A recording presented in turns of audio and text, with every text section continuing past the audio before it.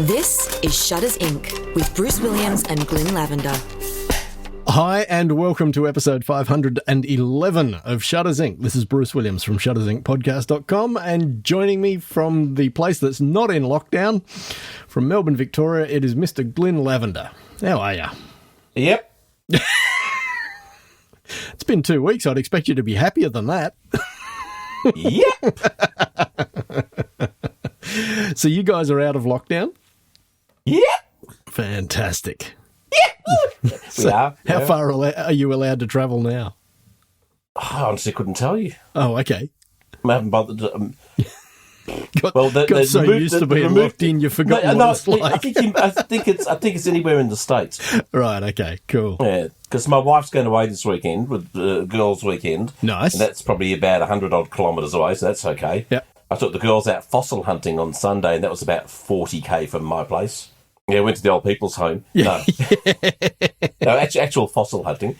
Okay. And so that was our first proper outing in a while. So it was quite So are nice. these fossils that have been placed there deliberately for the kids to find, or? No, it's actually one of Australia's best fossil sites is Cliff Face in downtown Melbourne, basically. Well, in Melbourne suburbia. Wow. So it's this beach where these cliffs are slowly eroding out 65-million-year-old fossils. Wow. And you go along the beach and see what you can find. Nice. And what did you find? Well, I told the girls on the way down, it's like, okay, look, let's be really ambitious and try and get one each, Right. you know? Let's hope for at least one, but hopefully one each. Yeah. So we work our way down the beach. My eldest daughter steps onto the beach and she goes, there's one. Like literally 3 seconds after putting her foot down, not even that, 2 seconds after putting her foot down. And we found over 70. What? Basically, these I can't remember the exact name of them now, but they're fossilised sea urchins, or a type of sea urchin. Right. You can also get shark's teeth and whale's teeth and whale bones. I found a jawbone of what I'm thinking might have been a 65-million-year-old wallaby or wombat, or a little fossilised bit of a Right. jawbone. Yeah, right. And they found like 60-odd million-year-old penguins, Wow. skeletons, giant kangaroos that are, of course, extinct, and dugongs. They actually found dugongs, Right. which, of course, dugongs are a tropical species, and we are Right. far from the tropics. Yeah, but it shows exactly. what the climate was like 65 million years ago. Yeah. So no, that was an awesome day out. So we got about 70. After my kids, found it so easily. They've got amazing eyesight. Yeah. And then these other kids came along. A bunch of littler kids came along, so they took their these little kids around and helped them find a whole bunch of them as well, which nice. was really good. Yes, that was really nice. Nice. And then we went through the 70. We found put about 40 back. Right. Just sort of flung them around the beach for other people to find, and Nice. kept the best ones for ourselves. Excellent. So that was an awesome day out. Cool. Something very different. We've never done that before, so that was pretty cool. Nice. All right, so that's sort of all I've done the last 2 weeks. I did a talk for Melbourne Camera Club. Yeah. That was a Zoom one. It wasn't my best. It was a bit clunky. I was a bit, I don't know, just didn't have the flow going. Right. And then because I've been doing little cartoon animatronic little characters from my photos, or your photos, as the case. Oh, okay. Yes. Yeah. There's this little app where you can put a photo in it, either like Leonardo da Vinci's you or cartoonifies you and stuff. Incredibly, I might add, the way it does it is, and the speed it does it is incredible for a free app. Yeah. It's really quite amazing what technology can do. Yeah. Within the fractions of a second, it's cutting out backgrounds. It's completely animating, or not, but completely morphing you into a cartoon character. Yeah. The press of one button is really quite phenomenal. Yeah. Yeah, and again, kind of lets you think where the future of editing of images could possibly go. Yeah. Totally. That's it. And what's your 2 weeks been like? Max has been given his induction date for the army. Oi. So that's pretty scary. Yeah. When is it? How long's he got? A month away. Oi. Yeah, so a month from now, we've got to take him up to Newcastle and put him on the bus and wave goodbye. Yep, pretty much. Yep. How long? So it's basic training, is it? So basic training goes for 12 weeks. Yeah. And he's got all this paperwork that he's come home with that says that he should start on multivitamins now, and he should be aiming to, do over the next 4 weeks. They've given him an exercise plan that he should be aiming to, at a very minimum, achieve. Because if he's not achieving that by the time he gets to Kapuka, then he's in for a hell of a rude shock. So, it's all very, very full on. So let me guess, it's more sort of, sort of full on than my exercise routine, which is get up out of bed, lay on the couch. Yes, it's a little more energetic than that. Their breakfast as well. Yes, that's right. So that's pretty exciting. He'll be excited, I'm sure. He is very excited about it. I don't think he realises just what he's letting himself in for, but he is excited about it nonetheless. So absolutely. So that's been the major thing, I think, in the last couple of weeks. That's pretty much it. Just working. We're in lockdown. Oh.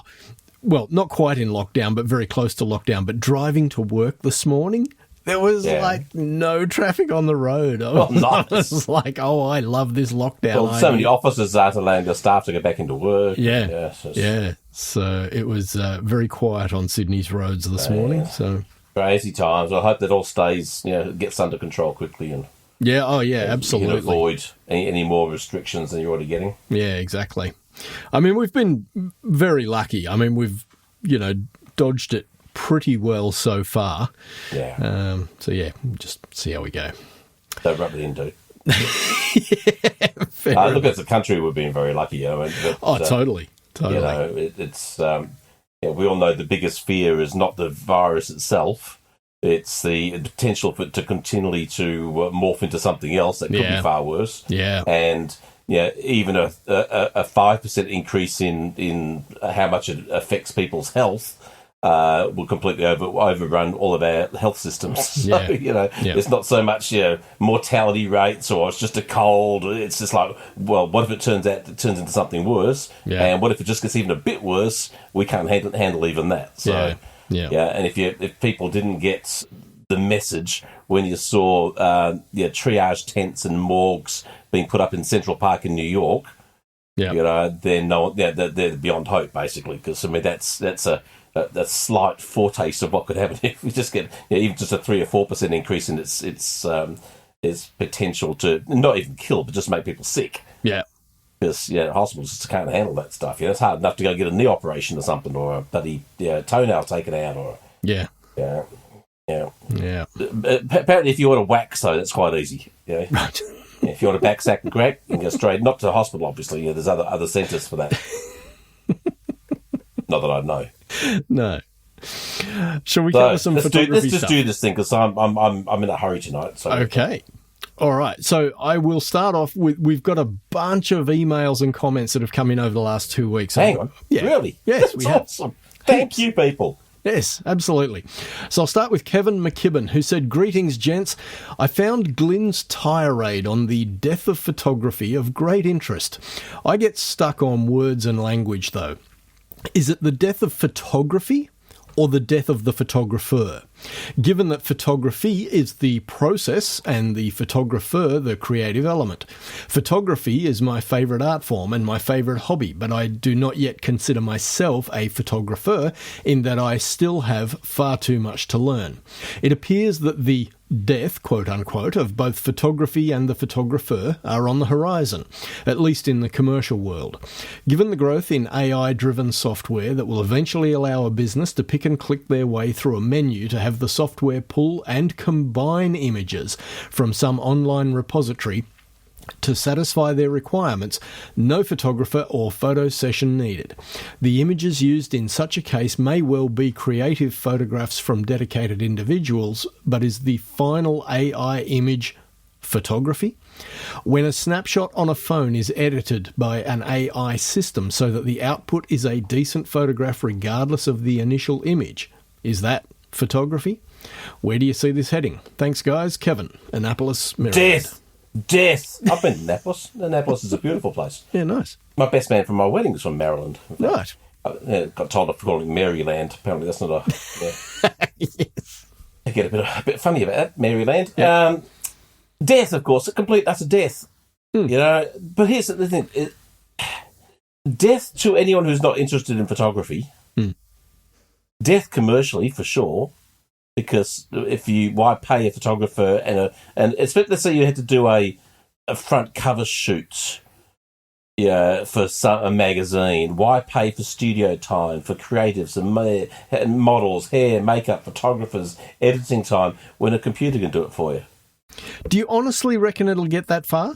Bruce, we just said a minute ago. I'm taking silly photos. I took your headshot from Shutter's Inc., where your head is absolutely tiny. Pressed one button, and it completely changed how you look into a cartoon character in 1 second on my phone. I know. So imagine what real technology with real development is going to be able to do. My point is that there will always be those clients, and along with the clients, the advertising agency creatives who will go, this is the image that we need, and it's got to be this kind of space, and it's got to be this kind of model, and they've got to be looking this way, and it's got to be lit that way, and there's got to be these props. Type it up, press the button. What? Type it up, press the button. Not easy to do that, then get it all together. To get all those elements together, it's much easier to type in. But including the product? Scan the damn thing. Where did the product come from? It wasn't miraculously imagined. They designed it probably on a computer program, or they drew it out. It exists probably digitally already anyway. It's going to make it a 3D CAD product, and bang, it's done. And it's going to be damn side easy because the computer will be able to do it all for you. That's the thing. Okay, let's not say death. Let's say coma. Okay, that for a period of time. Yep. The desire to have the latest, greatest look, the best, and is going to we want that look, and it'll be all that computer generated. So all the high end stuff's going to go that way for quite a while, because you won't have to starve models anymore. You can have exactly the same shot with every skin shade you want. Every just press of a button, everything you could possibly, your entire worldwide campaign done with one press of a button. Okay, let's say six presses of buttons. Whereas you try and do that, instead of being $1 million shoot campaign, you're doing it for 5,000 or 10,000. It's a huge difference. So I say coma because everything goes in shifts, and then someone will want to go retro, like people want to use film. I want to go retro and shoot a real person. That'll blow the cut. So the only photographers that and I use the term loosely, are going to survive the ones on the front of Hello magazine. Princess Beulah, or I don't know whatever their names are. Princess, she was picking her nose at a coffee shop this week. I got a photo. So paparazzi will still, because people still put be obnoxiously look into people's lives. Yeah. But I don't know. So the photographer, as in Kevin's situation, will still exist because they do it for a passion to hopefully only please themselves, and they won't probably get a lot of joy out of pressing a button and making something good.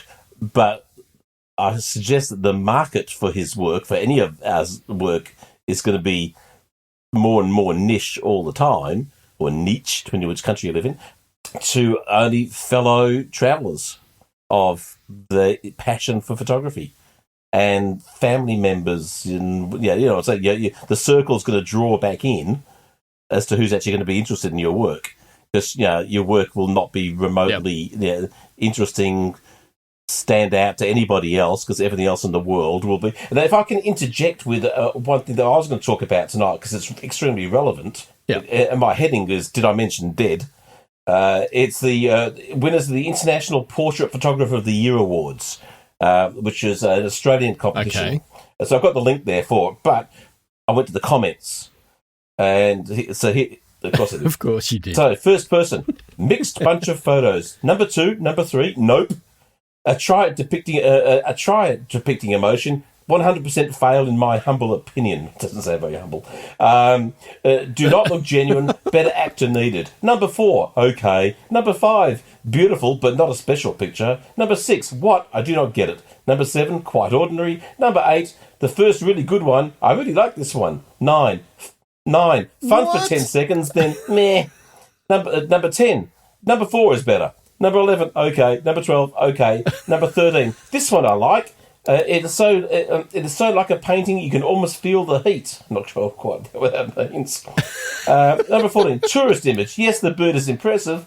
So if it was unique, it might have been okay, but it isn't. There are hundreds and thousands of pictures like this one.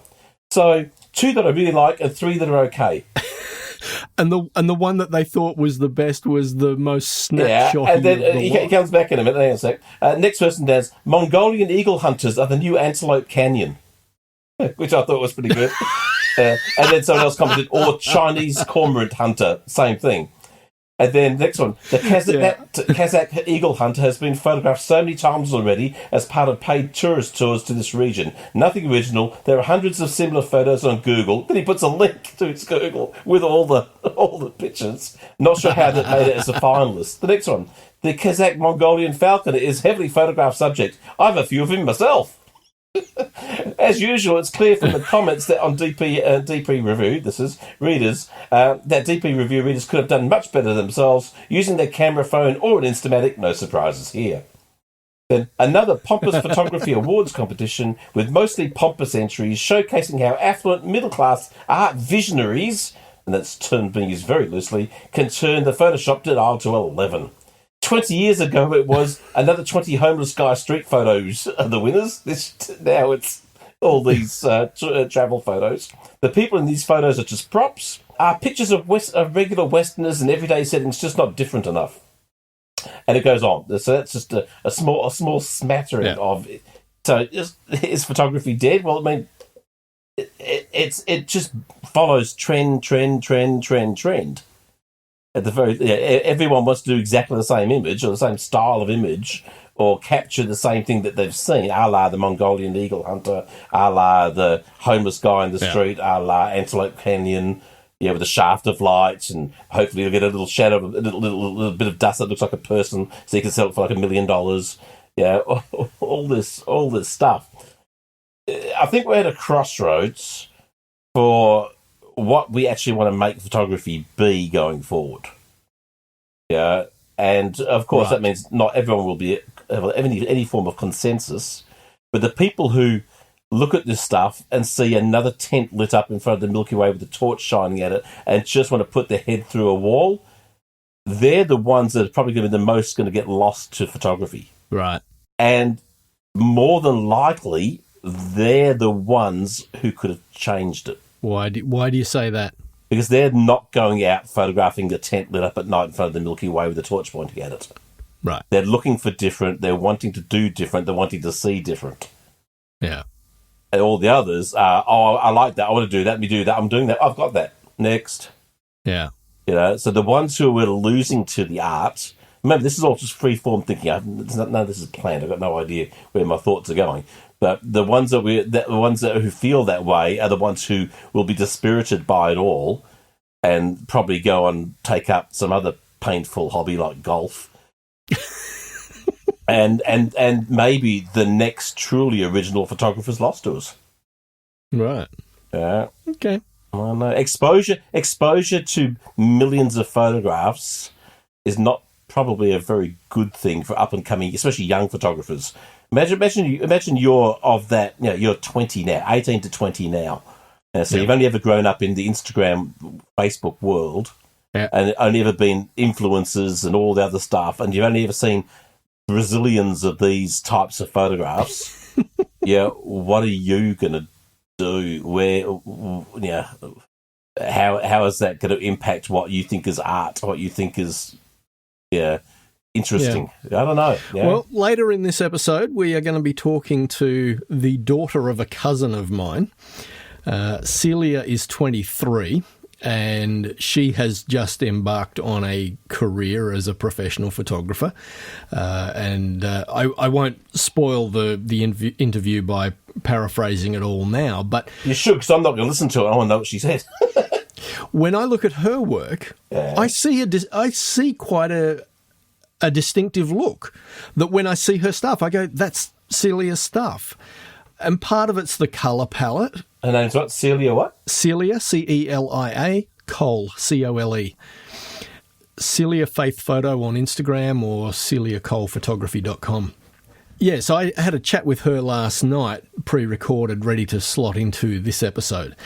Now, I'm not saying that her stuff is unique and has never been shot before, but I'm saying she's developing a style that is her own. And I say, good on her. Go for it.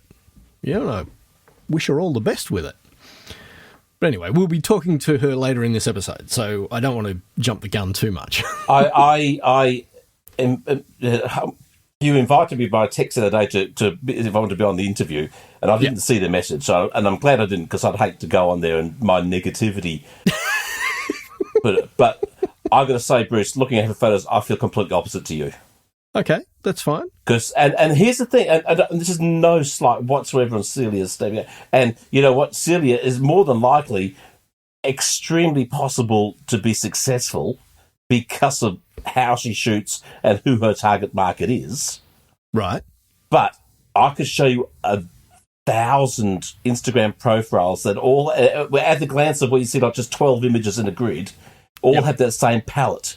Because the way you lay out your images on Instagram these days is all palette based, and how it all looks as a bigger picture rather than individual. And that's so all I see is the same stuff without even looking at. So I'm not even picking on her photos. I'm not even looking at what the content is.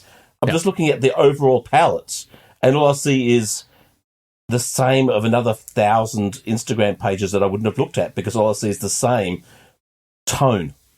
Okay. There's no variety of tone. I mean, there's a lot of high key, a lot of whites, a lot of, and the reason why I say she could be very successful is, once again, I haven't even looked at her photos. I couldn't tell you what her photos are. Even I see the surf, but I'm not seeing any details. I'm not looking deep.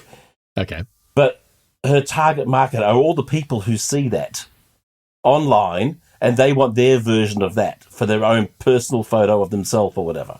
Yeah, to keep recreating the same, everything out there looks the same. Yeah, so her market, and because there's so much of it out there that looks exactly like this, she's got a lot of customers, potentially. Yeah. So it doesn't mean it's a bad thing to be the same or to follow a trend or to, from a business point of view, it makes perfect sense. Yep.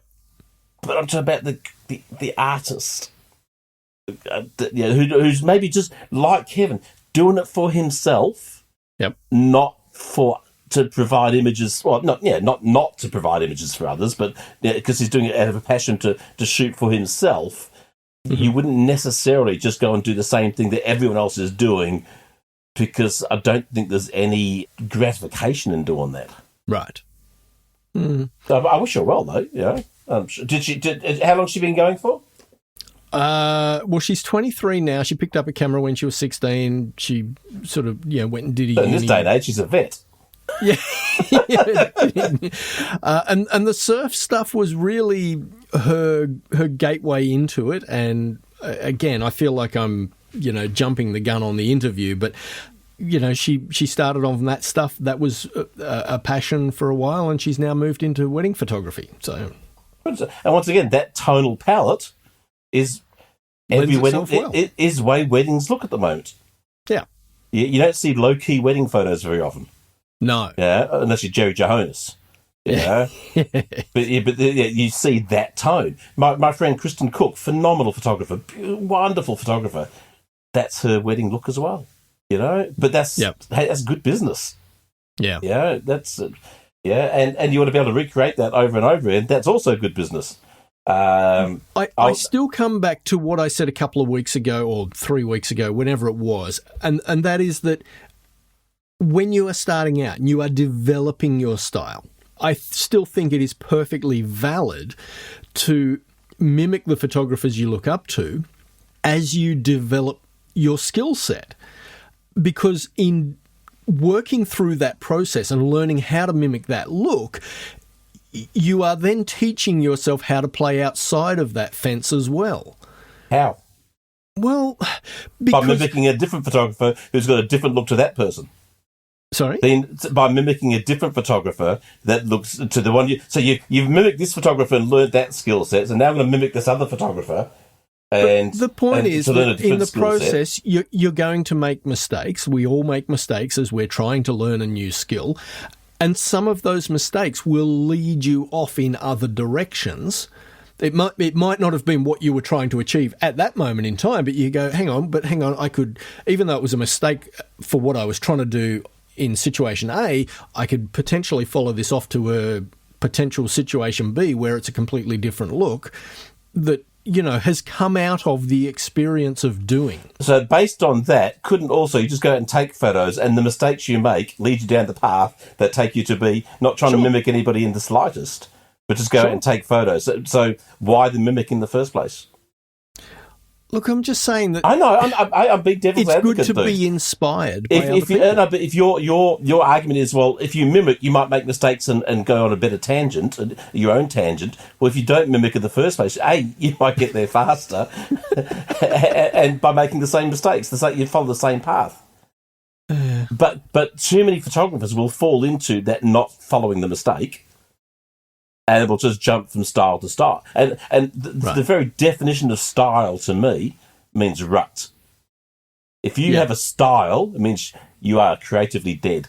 You are not You're not changing. You're just doing the same thing over and over again. It depends over what period of time you keep that style. Oh, absolutely. But if you look back at your work 2 years ago, it looks pretty much the same.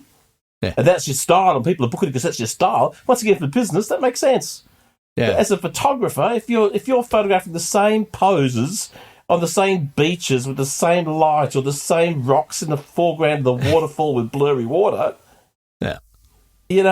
that's just another waterfall with blurry water. Maybe it's taller, maybe it's shorter, maybe that rock's got more green on it, but it's the same. Whilst we're discussing all of this, I do want to bring up the fact that I was listening to a podcast about audio. This was about a week ago, and one of the I think it was a listener question that had been posed to the host of this podcast, and the question was, what's better, quality or quantity, in regards to execution on the part of the creative? And he said, quantity. Every time. And as I was listening to this, I'm like, say what? You're saying quantity over quality? And he then went on to explain that there had been some a test case done with a bunch of university students who had to make pottery coffee cups or something. It was something like that. And basically they said to one group of students, you get to make one coffee cup, but you've got, 3 weeks to do it or 4 weeks to do it or whatever. The other group were told, produce as many coffee cups as you can in the next 3 weeks, right? And the group who did the multiple coffee cups ended up iterating on their work as they went. They worked out the things that worked and the things that didn't work. And so where they got to in 3 weeks was 10th generation coffee cup that was much better than the first generation coffee cup, whereas the group of students who only produced one single coffee cup had not had that chance to iterate, which I thought was an interesting concept of, quantity will outstrip quality in the sense that you have this ability to refine your process and get better over time. But hang on a sec. It's such a loosely defined bloody... Okay, what were the rules? Okay, how much time were each group allowed? You've got 3 weeks to make a cup, but you only had 10 minutes a day. You've got 3 minutes and you've got to make one cup. You've got 3 weeks to make a cup, you've got 10 minutes a day, you've got to make as many as you can. I can tell you, if they're only doing 10 minutes a day, they're not going to make very many cups. They're not going to learn many, many lessons. They're not going to develop many, many different skills because the time they're allotted to actually do the work is so limited. know what I'm saying? Well, if you've only got to make one cup over 3 weeks and you've got 24/7 to do it, you're going to... And I guarantee you, they don't have to make one, but how many did they have to... Did they start making and scrap, start making and scrap, start making... So they make the same lessons? I don't know. Because at the end of the day, you have to provide one cup. But you might have made 30 in the way to finalising that one cup. You know what I'm saying? So, I mean, as an analogy... for that. I don't know. I know, so I'm saying, as an analogy, it's flawed. Okay. You know, because it doesn't answer the actual questions you're really after. Yeah. Yeah, you tell a songwriter you're going to write 30 songs in the next 2 weeks. Yeah. You know, that's not necessarily going to give him time to hone the words, the content, because he's just trying to make song. You've got 3 weeks to write one beautiful song. You can scratch out lines and rewrite that word better, and build a far better song in 3 weeks if you're only going to write one than if you're going to write 30 in 3 weeks, or as many as you can in 3 weeks. You might still come up with one. Hey, you might be McCartney. Well, no, that's not him. He's crap. You might be Lennon. You never notice that McCartney can't write an entire song? Well, every song he writes, it's always like 4 pieces, and each one's different. You know, Venus and Mars are all like, everything changes all the way through the bloody songs. That's why I said McCartney died in '68. Yeah, and this Billy Shears guy from Canada. Yeah, he couldn't ever write a full song. All they had left was bits of leftover songs that McCartney had started, and this has stuck them together.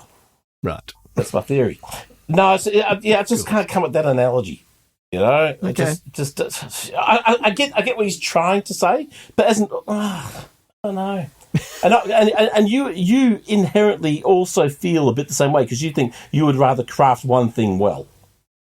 Would you rather finish 20 ad hoc audiobooks in 3 weeks, or one really good one? One really good one. There you go.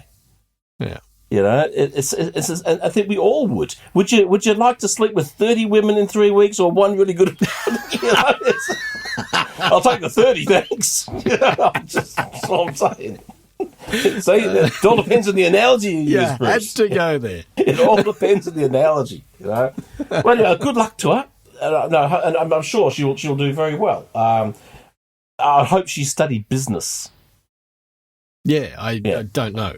She did say that the business side of it and the marketing side of it was very much a learning curve. Yeah, and that's the most important. But the marketing, not so much, because if you're good, that'll kind of take care. Word of mouth will kind of take care of itself. Yeah. But you could be the world's best photographer. If you can't run a business, you're going to go bankrupt. Yeah. You know, it doesn't matter how good. That's why some really average photographers make an awful lot of money, and some really amazing photographers do other jobs. You know, it's not about the skill. It's not even really about the marketing. It's about your ability to stay afloat. You know, to handle the challenges, to handle cash flow, to handle taxes, to all insurances, all the horrible, boring stuff. You know. And said so many photographers spend so much money on workshops, thank you, and spend so little money on business classes because that's boring. Yeah. But anyway. Since 2005, Shutters Inc. has been a labour of love. But beyond the time required to produce it, there is also a financial commitment. If you find value in the podcast and would like to help keep the servers running, hit up the Patreon link, which is in the show notes. Even a couple of dollars a month will help. Much appreciated. Now, back to the podcast. Anyway, we'll push on with the comments. We got a whole heap from Paul Sutton over the last couple of weeks. The first one has a link to a Petapixel article comparing a Leica 2470 f2.8 to a Sigma 2470-2.8. Is there a difference?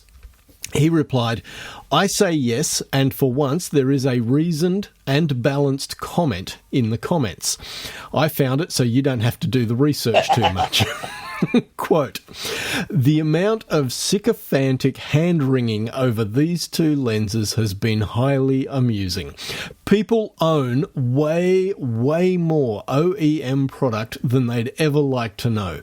Their darling camera manufacturers outsource a considerable amount in the end, and people should get over it. Between Cassina and Tamron alone, there'd be tens, likely hundreds of thousands of broken egos should should the word ever get out on who's making what for whom. So Sigma might have their hands in someone else's optical phase. Why not? They're a highly competent manufacturer in their own right. The mystique we seek to attach to old-school names that were once revered silicon deities is more self-serving than anything else. These near-religious attachments need to die. Well, photography's dying anyway, so it's... And then Paul comes back with, this reminds me of the Wrecking Crew in music. If you listen to just about anything rock and roll from the 60s, you listen to one of 3 or 4 key sets of session musos who did all the work. Same with this badge engineering, I think. Keep up the good work and thanks for the podcast. Oh, that's excellent. Excellent stuff. So we missed one from David Putzia. We did. David said, I would like to hire Glynn, not Glynn, to give his inspirational photography is dead, why bother speech to my local photography club, please. Oh, I'm in, yeah. Absolutely. I'll talk to the... I say it to them anyway, normally. So it's not too much of a... Next one from Paul. Glynn, I totally agree with you. Okay, wait. No point going any further, dude. That's enough. That'll do, donkey. That'll do. Then I totally agree with... Hey, I'm a married man. I'm not used to hearing words like that. Come on. My preference is to shoot totally submerged underwater. Broken bones, illness and pandemics have put the kibosh on this for a while, hopefully to be resolved soon. Everyone tries to get the half over, half under shot, me included. That was invented by David Dublé, who built his first underwater housing at 12 and has really done all the underwater things. He is a Nat Geo photographer that everyone tries to copy. The Underwater Photographer's Bible by Martin Edge, the underwater photographer, essentially says, point up and also get the black negative space by effective use of the strobes and shutter speed. Every single photo that you like has this same element that are already created. Have a look, including my underwater shots. However, having said all this, what is the answer? How do we find something else or style no one else has done before? There is one I am trying to nail for my own personal satisfaction. I'm trying to nail a specific style of shot. One day, I'm sure I will. Yes, I am guilty of exactly what you're saying and doing, Glynn. But we all are, though. That's the point. That's the whole point. We are all in the same rut of following the same bloody... And there's no answer, but... Keep shooting. That's not going to... keep taking more of the same photos? Well, no. I think, the whole idea behind the... remember when, I don't know, probably 8 years ago now, there was a real craze on doing these... 52 portrait challenge over a year, where you do one every week or you do one every day, a 365. And I think the whole idea of those types of projects was you get out of your system all of the crap you already know how to shoot straight away. Run out of ideas, you're saying? Yes. And once you have exhausted all of the things that you are then forced into looking for other ways to shoot a self-portrait or, whatever the project may have been. I've just had an idea flash through my head just then, doesn't happen often, that a real challenge would be pick a style of photography you've never done anything about, never done. Yeah. Let's say, for example, macro photography. Don't look up how to do it. Don't get any research and don't look at any photos anyone else has ever done. Buy the equipment, go and do it with absolutely no idea what you're doing. Yeah. Work through all the frustrations, and this might take you a year to get good at, but work through all your frustrations, all the challenges, all the technical issues, develop until you get to a point after your 10,000 photos, until you're good at it, to get to your 10,000 photos, and then pick your latest work, the work that you finally, I'm really starting to get this now, and then go online and look up that type of photography, right? And see what you came up with no external influence, with no preconceived ideas of what this style of photography looks like, and see if anything original even came out of it. That'd be very interesting, you know? I think where that whole theory falls apart is that in this day and age, it would be impossible for somebody to go out and try and shoot a style for a year without A, looking at anything online that was in remotely the same genre, or B, resisting the urge to post the images that they've shot. Yeah, but that's their own self-discipline problem. That's not my problem. So the philosophy doesn't fall over, they fall over. That's what happens to the weak. The weak fall over and die. The messiahs push through until they find the eureka moment. Right. To come out with something. I'm serious. You think the guy who invented the telescope had a whole bunch of preconceived ideas? Possibly, I don't know. That might be a bad analogy too. But that's why there's few masters and many followers. It's because they're weak. They don't have the dedication. Yeah, look at what it used to take to make a book. You used to get a priest with a feather and a candle and a bit of bloody ink in a freezing cold stone building with no windows. Yeah, in England where it's raining all the time and only 3 degrees, and it has to and hands shaking because it's so bloody cold. Had to write every letter out by hand, copying from another book. Yeah, And if he makes one little jigger because his hand's cold, it's going to start again. Back to the beginning. It could have been on the end, and he's made a mistake with the dot. Start again. That one's no good. That's true mastery. So go find a castle with no windows in the middle of winter with a candle and your camera, and take 1 million photos. And if you make a mistake, start all over again. Start the year all over again. Go to another castle. Start all over again. There you go. But no one said it's easy to be. That's why you can't. And Kevin says it. He's got a lot to learn. We all do. That's the thing. But it's how much dedication. What your end goal is. If you've got an end goal, you're in trouble. Because if you have an end goal, what happens if you meet it? If you get there, damn, that's not good. Because then what the hell are you going to do? But yeah, if you're trying to master photography, you're on a fool's errand. Yeah. And I keep going back to this. The only person you could possibly have any remote interest in satisfying is yourself. Because nothing else will make you feel good. Doesn't matter how many competitions you win, how many medals you get, how many awards you get. Yeah, you'll never be satisfied unless you're satisfied in and of itself. I've taken that photo, I've printed it out, I'll just put it in that little book there, and maybe I'll show my wife. Yeah, and if you can't be happy with just that, you're not going to be happy with anything else. Yeah. It doesn't matter how good the photo is. As soon as you need someone else's plaudits and you're the world's. That's the problem with Facebook. You're the world's best photographer. Then you're in trouble because you'll. And I say this at almost every workshop I run and every talk I do. These people, these cameras, like especially camera club people, they put so much pressure on themselves for the monthly competitions, and so I'm saying, didn't you take up photography as a hobby for fun? Why are you turning it into as stressful as your real life? Yeah, why is all this stress to be great? Why is it be happy with the crap? Yeah. Now, if you could take crap photos and be happy because you got to go out and do it, and you're far better off than the guy who's got to master every perfect landscape shot. Yeah, or damn, I wobbled whilst I was pointing my torch at the Milky Way, and now I've got to do the shot. You're going to be a far more satisfied and frankly probably a better photographer because for your audience, which is you. Yeah. And we can all go to an art gallery and look at incredible paintings. Yep. And that's okay. Yeah. But if you start to paint to say, hey, I'm going to be as good as Da Vinci, well, you're failing before you even start. Yeah. Yep. That's another tirade rant for something.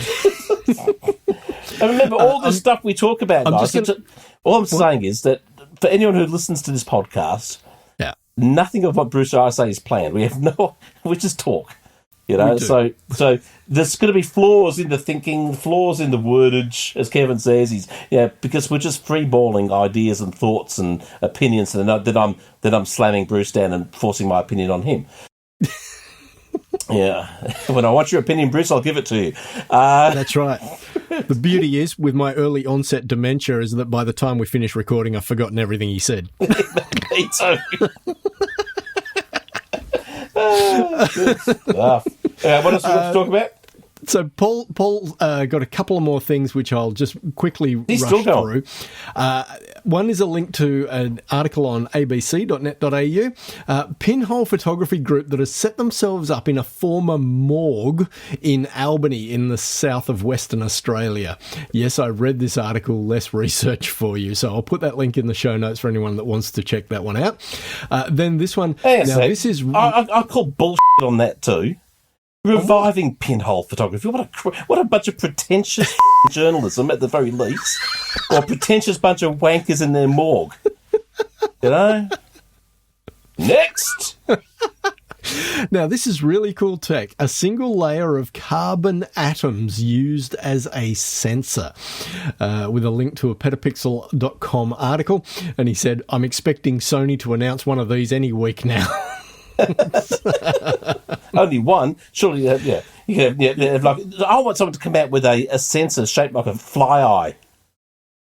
You know, can you imagine it? The sensor's like the fly's eye with those little nano. You could glue them to the fly's eye, to a real fly. It's small enough and light enough, and you could actually photograph it with the fly. Everything would be mono because you don't look at the one eye, but you know.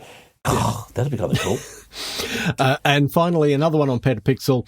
This was for the top secret 1943 Russian photo sniper prototype lens, which sells for $170,000. But it actually, Paul said, it actually went for €180,000 or $213,700 US. I did bid on the Russian photo sniper, but that sold for $170,000. Personally, I think really the only Russian lens worth having in the family. Paul, P.S. No, I don't have that sort of money. I did not bid, but it makes the story. I say, Paul, don't you hate it when you bid $169,000 and you're busting to go to the loo? You go to the loo, come back and somebody say, buddy, how bid you? And you've run out of time. That happens to me all the time. You know, the amount of mansions I've lost. Yeah, 6.9 million. I make the bid. Quick, pop into the loo, come out. 6.91. Someone's bought it off. The amount of money I've saved though, Bruce. What have you got in your list? Nothing worth talking about. There's a thing there on online training for to teach how to fly drones properly or legally around people. Now it's a UK thing, but that might be still handy tips for anyone wanting to do something. Now, have you ever heard of a comedian called Bo Burnham? No. Really funny guy, really. Okay. But he sort of went off out of the world about 5 years ago. He had some mental issues, some anxiety issues, and but really funny young kid comedian.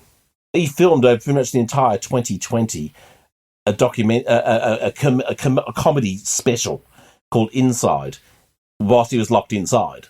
Right. And it's remarkable.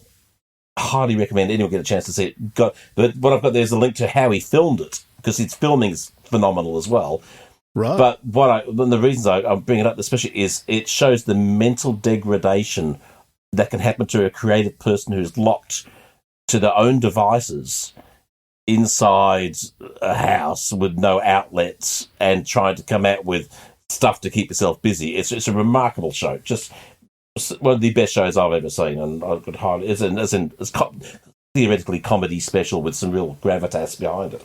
So so it's on Netflix. Yeah, it's on Netflix, and the doco, the little behind the scenes things on YouTube. I'll put the link there. Yeah, nice. But if you get a chance to watch it, see any of his stuff is great. But if you're not into comedy specials, watch this show. Yeah, cool. It's brilliantly done. And once you talk about concept and doing something that no one's ever really done before, and all those kind of things. So so that's all that's worthwhile talking about from my stuff. Nice. Yeah. Now I have I don't know, what do I call her? Whether she's family or a friend, but she is the daughter of a cousin of mine who lives in Brisbane. Her name is Celia Cole, and Celia has decided, rightly or wrongly, to pursue a career as a commercial photographer.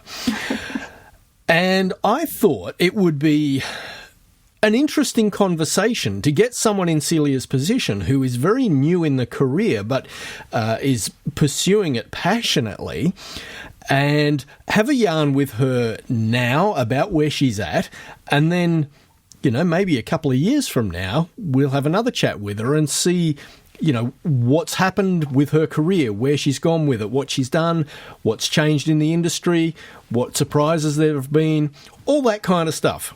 So, Celia Cole, welcome to Shutters Inc. Hi, thanks for having me. It's good to be here. That's all right. Now, just for the benefit of our listeners, how old are you now? I am currently 23, turning 24 this year. And how long have you been... Well, I know you've been shooting for a while, but let's go back to the start. Yeah. At what point in your life did you think to yourself, I'm interested in photography? I reckon probably 16. I think I was heading to the end of grade 11 and I thought I was going to be a vet.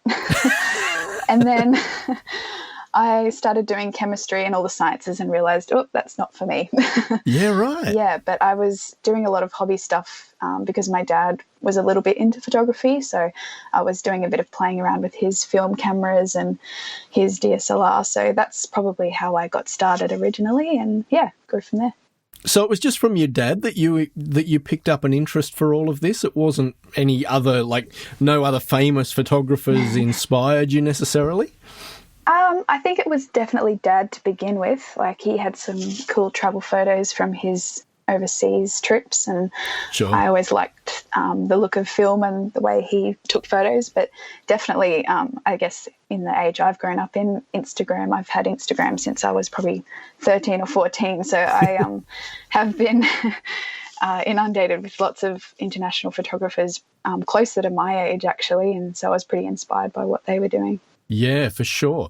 Now, what I know of your work, I sort of saw the stuff that you were doing, the beach photography and the surf photography. Was there anything that you were dabbling with before you got into that, or was that kind of your gateway drug, as it were? Yeah, I think that was probably the start of me realising that I definitely wanted to pursue photography as a career.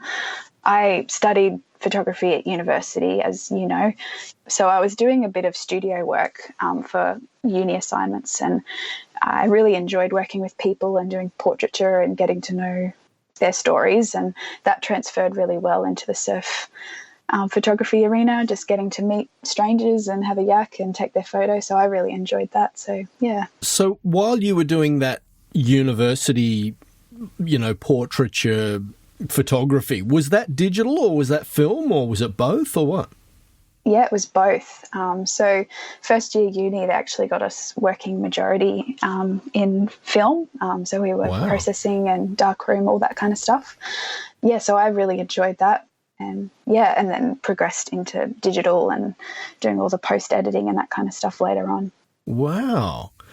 And so the surf photography, that certainly was a passion for, I'm guessing, 2 or 3 years? Yeah, I think solidly probably 2 years, yeah. Yeah, right. And I think you got a little bit of notoriety in that genre, you were getting some interest from fashion brands and magazines and things, if I'm not mistaken? Yeah, I actually became an ambassador for Roxy for a little while there, which was pretty exciting for me, yeah. Nice. And the thing I find interesting about that whole thing is that through that phase of doing the beach and surf photography, you were still shooting film as well. That you were not into digital at that point. No, film is actually how I started getting into surf photography. I had a friend at uni who started doing it before I did, and she was working on a Nikonos, which is a film camera that can go in the water without a housing. And I thought, that looks so cool, because my dad was a surfer, so I kind of grew up going to the beach a lot. So it kind of just felt like two of my favourite passions coming together, and I thought, I'll give that a go. So I bought one of those Nikonos myself and got a pair of flippers and did that for a few months, and I thought, this is so great. So I ended up buying a big housing for my digital camera and kept going that way.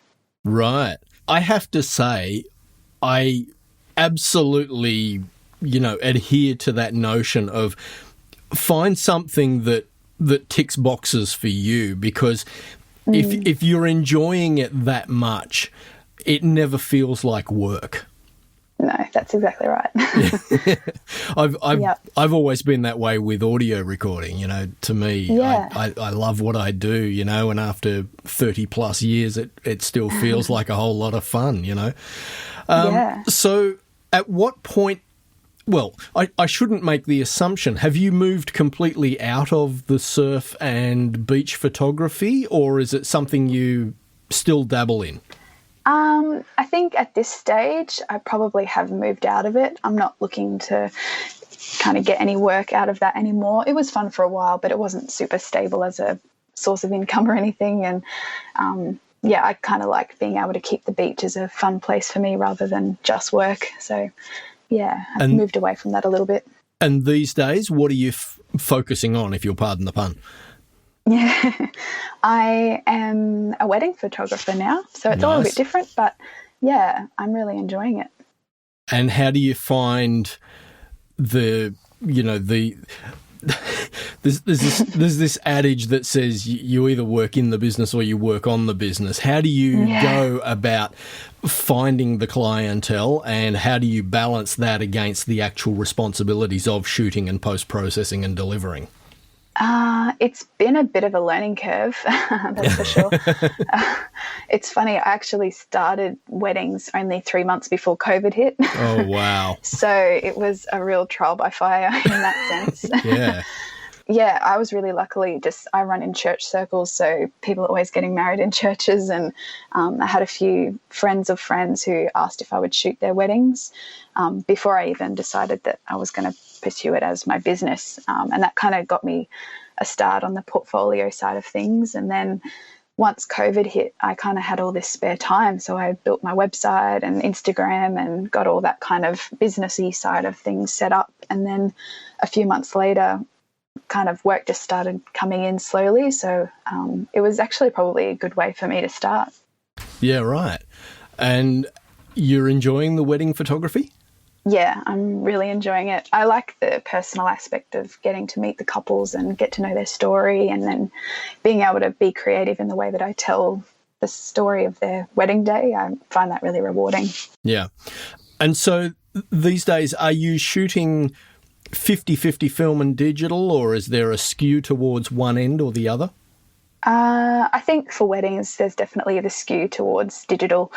I actually just bring a Polaroid camera along with me to take a few snaps throughout the day for them as like a little gift. But it's mostly digital now. Yeah, right. And what digital body are you shooting with? A Canon Mark IV. 5D Mark IV? 5D, yeah. Nice. Yeah. And lenses? I'm a prime girl, so I'm shooting on the 85, 1.2, the 50 and the 35. 1.2? Yeah. Yikes. Okay. It's a beast. I love it though. Nice. And do you feel like wedding photography is going to be your thing, going forward, that this is going to be the main trajectory of your career path in photography? That's a good question. I mean, for the time being, I would say yes, but I mean, I'm only 23, so exactly. I have got lots of time, but I think for now it is. I really enjoy it, and it's a stable kind of income, and I think for now it will be. Good stuff. Fantastic. Yeah. I'll give you an opportunity. Has there been any aspect to the whole of your photography journey so far that has come as a complete surprise, that was maybe not what you were anticipating? Oh, I mean, it might sound like a silly answer because I think everyone who's already in the business warns you about it. But I think I did find it a little bit hard working with clients in their expectations of, what they're going to receive. And I don't know, I think I found that hard, that communication element, a little bit tricky to set up, I guess, in a positive way to start with. Yeah. The whole idea of managing expectations. Yeah, exactly. Yeah, I think that is a key business skill for anybody in pretty much any industry, really. I know the same thing, for myself as an audio engineer when I was doing freelance work out of my home studio. You always need to make sure that what the client is asking of you and what you're, telling them you can deliver that all of those things align. And I guess it's exactly the same for you with your wedding clients. Yeah, exactly. And I think working with people who aren't used to that kind of, like, they're not used to getting photos taken of them, it's quite a novelty for them. So having to really explain it well and clearly is definitely a skill I've had to learn. For sure. And you've just reminded me that not everybody likes having their photo taken. Have you come up with ways to help those people who are a little camera shy to just sort of relax into the moment or the day as it may be with a wedding? Yeah. Well, I mean, I'm personally a very big introvert myself. So I think it's nice coming from a bit of personal experience that I can kind of relate with those people and be like, yeah, you're not alone. But yeah, I kind of have my little tips and prompts, tell some jokes, play music while the session's going, get them feeling comfortable, and usually within 10 minutes they're fine. It's just that initial kind of nerves having to wear off. Yeah. For sure. All right. Well, I think we will leave it there for now, Celia. Thank you for popping onto Skype and having a chat. Sure. And particularly for facing questions without any prior warning. Yeah, I was a little bit nervous about that, but it's gone well. It's all good. It's all good. So we might check in with you in a couple of years' time, if the podcast is still going, which hopefully it will still be. We will check in with you and see where you're at and what you're shooting at that point in time, and just what you've learned in the intervening period from today through to whenever that happens to be. I think it'll be interesting to follow the course of your career and just see, where it goes and what changes you encounter and what things surprise you and what things don't surprise you. And yeah. So I wish you all the very best. Thank you. Yeah. If people want to check out your work, what is the best way of finding you? Is it through your website, through your Instagram? What would it be? Yeah, I would say probably Instagram. So my Instagram handle is Celia Faith Photo with no spaces or dots. Okay, so Celia, Celia, Faith Photo. Yeah, that's it. Fantastic. And your website? Is celiafaithphotography.com. Nice. Awesome, Celia. Well, all the best, and we will catch up with you in a couple of years, I guess. Awesome. I look forward to it. Thanks, Bruce. All righty. So that's another episode wrapped up. I wish I'd been here to actually talk to her now. That sounded great. She was.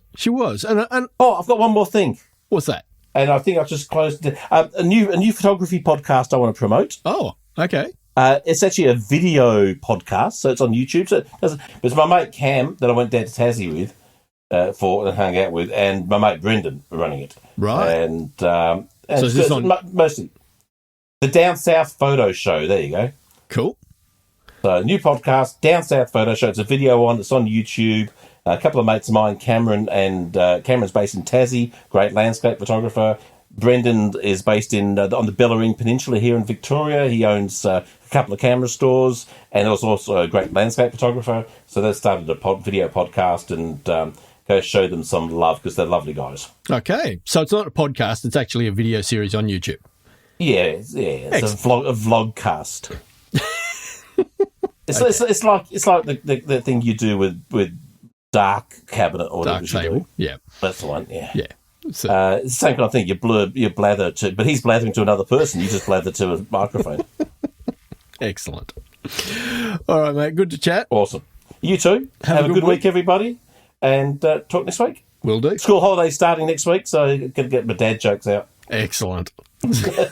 All right. See you, mate. Talk to you soon. Bye. Bye, everybody. You've been listening to Shutters Inc. For questions, comments, and feedback, email theboys@shuttersincpodcast.com.